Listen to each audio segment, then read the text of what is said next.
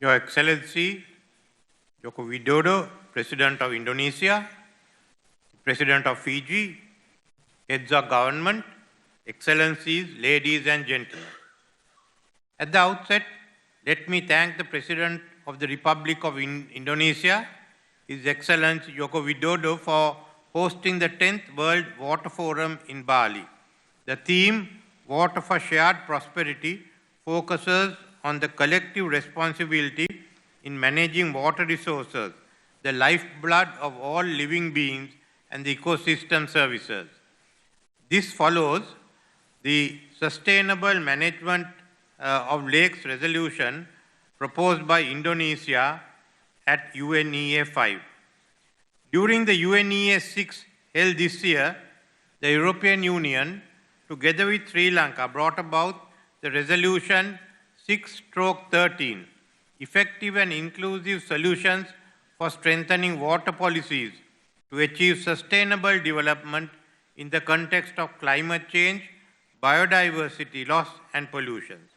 I also take this opportunity to congratulate the government of Indonesia for taking the initiative during the G20 presidency to launch the Global Blended Finance Alliance.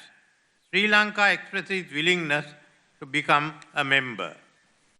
Climate change and water stress are two sides of the same coin. The cumulative effects of climate change are the main reasons for what we see today as the water resource crisis. According to IPCC projected climate scenarios till 2090, Sri Lanka's dry zone will get drier and the wet zone will get wetter in an unprecedented manner. Sea level rise will cause saltwater intrusion in coastal areas, resulting in salinization of land. I take this example from Sri Lanka while appreciating the fact that this is what is happening all over the world. In global terms, the solution to water stress revolves around climate mitigation and adaptation, combating the triple planetary crisis with specific measures aiming at water. In the nationally determined contributions, water is classified under the adaptation sectors. On the other hand, mitigation is equally important as emissions are the root cause. Combating the threats to water resources posed by climate change requires colossal amounts of financial resources. The global north has failed miserably in adhering to the commitments to provide financial resources for climate change. There is a notable lack of political will after the euphoria of the Glasgow Conference of Parties was over. Climate change denial is gaining ground in the West. The establishment of the Loss and Damage Fund, after long drag, if effectively implemented, can help to bridge the gap. This is a big if. The summit for a new global financing pact will hopefully reach a conclusion by September this year. Nevertheless, the final outcome will depend on the results of the US presidential election in November.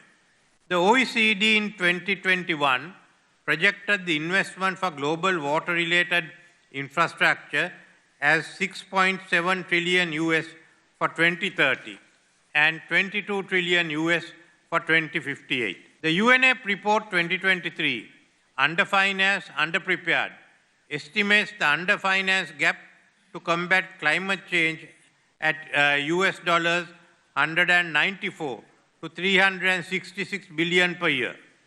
The global north is willing to fund death and destruction in the Ukraine, but there is an unwillingness to fund measures to avoid death and destruction caused by climate change. Since money is not coming our way in anticipated amounts and at anticipated pace, to overcome the resource gap, Sri Lanka presented to COP28 the Tropical Belt Initiative, a novel concept of harnessing commercial investments in the natural forests, mangroves, swamps, grassland, water bodies, and other natural resources in the tropical belt towards tackling the triple planetary crisis. The tropical belt, from the time of its existence, has been a shield for the whole world. is a catalytic accelerator of solutions to the ongoing triple planetary crisis. Investments in the tropical belt will bring in transformative changes to combat the triple planetary crisis. In this context, the Initiative on Global Blended Finance will enable the Global South to mobilize the much-needed financial resources. The $9.4 billion available to commence this fund is a good example of leveraging concessional finance. The Tropical Belt Initiative will also benefit from this facility. In this context, Sri Lanka proposes a 10% levy on the annual profits of global tax evasion assets deposited in tax havens. The annual profits are estimated at $1.4 trillion per annum.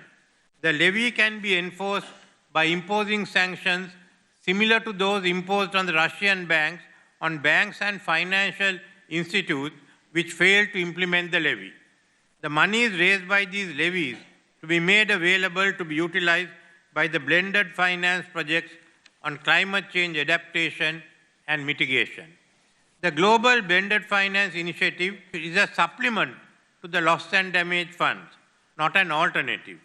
These two measures must work in tandem. Therefore, at this forum, let us express our appreciation for the hard work done by Indonesia in proposing this initiative at the G20, culminating with the establishment of the Alliance Secretariat. Again, our thanks to President Joko Widodo for his contribution, both in respect to the management of water resources and for bringing together the Global Blended Alliance. Thank you.